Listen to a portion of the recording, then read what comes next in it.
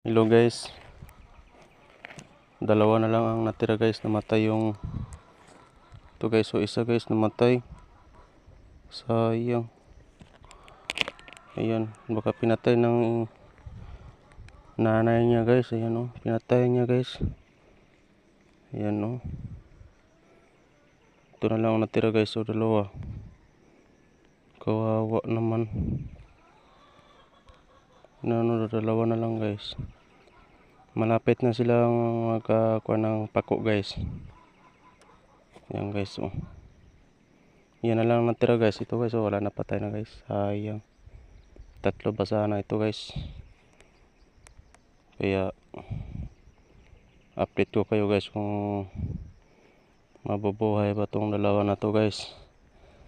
Salamat guys, paki-subscribe naman yung YouTube channel ko guys. Yan guys oh, dalawa na lang guys ang natira guys. Namatay yung isa guys. So